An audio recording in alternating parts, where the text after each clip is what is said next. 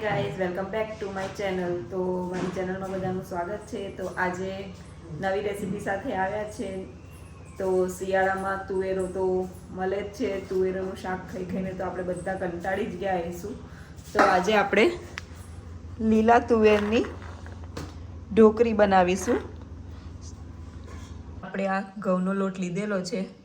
હવે મોવણ માટે આપણે એમાં તેલ નાખીશું. આપણે એમાં અજમો નાખીશું. અજમોને આવી રીતે આપણે હાથથી મસળી નાખવાનું, એનાથી એનો ટેસ્ટ વધારે આવે. હવે એમાં આપણે બધા મસાલા નાખીશું. તો પહેલાં નાખીશું આપણે તીખું મરચું, લોટ હોય એ હિસાબે નાખી દેવાનું. આપણે એમાં કુમઠી મરચું નાખીશું. હળદર નાખી દઈશું. આપણે થોડી નાખીશું આપણે એમાં ગરમ મસાલો અને હવે ધાણા જીરું પાવડર. અને હવે લાસ્ટમાં નાખીશું આપણે જીરું નાખીશું. જીરુંને પણ આવી રીતે મસળી કાઢીશું. અને હવે આપણે ઉમેરીશું એમાં સ્વાદ અનુસાર મીઠું. હવે આપણે બધાને મિક્સ કરી દઈશું સારી રીતે. તેલનું મોણ બધા લોટમાં જાય એ રીતે આપણે મિક્સ કરતા રહીશું એને. તો અહીંયા બધું સારી રીતે મિક્સ થઈ ગયું છે. હવે આપણે એને પાણીથી આપણે લોટ બાંધી દઈશું. આપણે થોડું થોડું પાણી ઉમેરીને જ લોટ બાંધીશું, કેમ કે લોટ ઢીલો નહીં જોઈએ તો આપણે સેમી સોફ્ટ જોઈએ છે, એટલે બહુ કઠણ પણ નહીં. બસ આ રીતે જ આપણે લોટ બાંધી લઈશું. તો અહીંયા આપણો લોટ બંધાઈ ગયો છે. એને આપણે તેલથી થોડો મસળી નાખીશું. તો અહીંયા આપણો લોટ બંધાઈ ગયો છે. જો છે ને, એકદમ પોચો બી નહીં ને કઠણ બી નહીં, એવું સેમી સોફ્ટ ડો આપણે બાંધી દેવાનું છે. અને હવે આપણે એને થોડી વાર રેસ્ટ કરવા રાખીશું. તો અહીંયા આપણે વઘાર કરવા માટે એક ટામેટું કાપી લીધું છે. ડુંગળી 2 નાની સાઈઝની હતી, એટલે આ આદું, લસણ અને જીરુંને મરી છે વાટેલું, કરી પત્તા અને સૂકી લાલ મિર્ચ છે વઘાર કરવા માટે. અને અહીંયા આપણે દાણા સરખી રીતે ધોઈ કાઢેલા છે. હવે આપણે એને વઘાર કરીશું. તો વઘાર કરવા માટે અહીંયા આપણે તેલ લઈ લીધું છે. તો હવે આપણે એમાં રાઈ લઈશું, કરી પત્તા અને લાલ મરચાં, હિંગ નાખી દીધી છે. તો હવે આપણે પહેલા ડુંગળી નાખી દઈશું. તો ડુંગળી સતરાઈ ગઈ છે, એટલે હવે આપણે ટામેટું નાખી દઈશું. તો હવે આપણે જે આદુ, લસણ અને મરી વાટેલું હતું એ નાખી દીધું છે એમાં. હવે આ સરખું સતળે જાય એટલે આપણે બધા મસાલા નાખી દઈશું. તો આપણે પહેલાં હળદર નાખી દઈશું, થોડું કુમઠી મરચું થોડું વધારે નાખીશું એટલે કલર સારો આવે. આ તીખું મરચું છે. ગરમ મસાલો નાખી દઈશું થોડો. ધાણા જીરું પાવડર નાખી દઈશું. તો બધા મસાલાને આપણે સરખી રીતે પકાવવા દઈશું.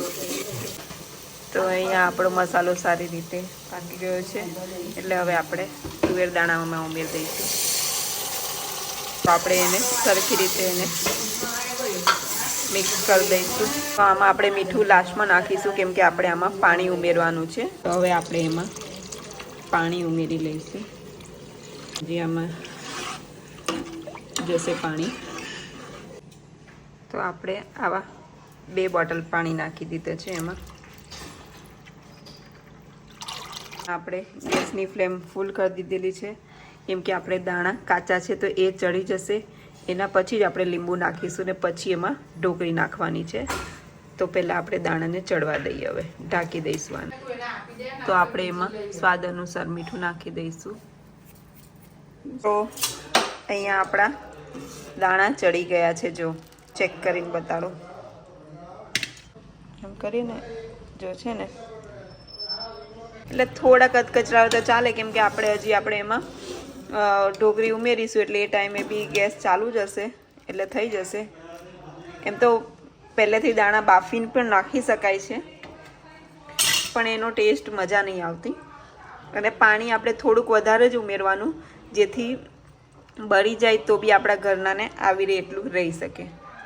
દાણા ચડી ગયા છે, એટલે હવે આપણે લીંબુ નાખીશું. પહેલાં લીંબુ નાખીએ તો દાણાને ચડતા વાર લાગે, એના માટે આપણે દાણા ચડી ગયા પછી જ લીંબુ નીચવવાનું. આપણે લીંબુ નાખ્યું છે એટલે એમાં ખાંડ નાખીશું.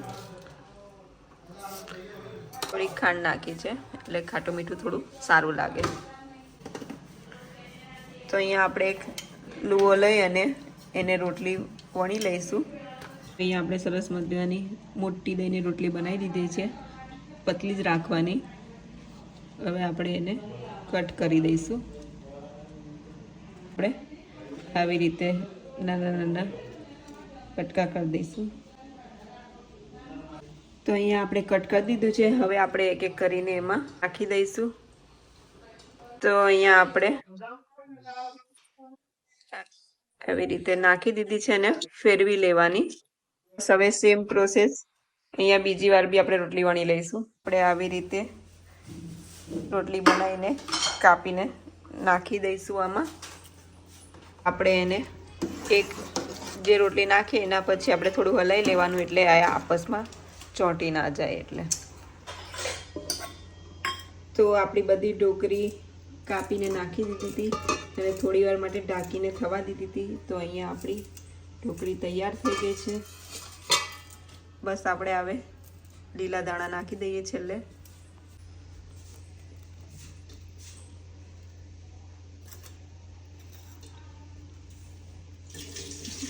તો આ લીલા દાણા નાખી દીધા છે. તો તૈયાર છે આપણી લીલા દાણાની ઢોકળી. આ છે મારી ડીશ. ગરમ ગરમ છે એટલે થોડું ઠંડુ થાય એટલે ટેસ્ટ કરું. તો આ છે ગરમા ગરમ. એકદમ મસ્ત બની છે. તો શિયાળામાં લીલા દાણા તો તુવેરના મળતા જ રહેશે. તો તમે પણ ઘરે જરૂરથી ટ્રાય કરજો. વિડીયો ગમ્યો હોય તો લાઈક, શેર અને સબસ્ક્રાઈબ જરૂર કરી દેજો. Bye bye.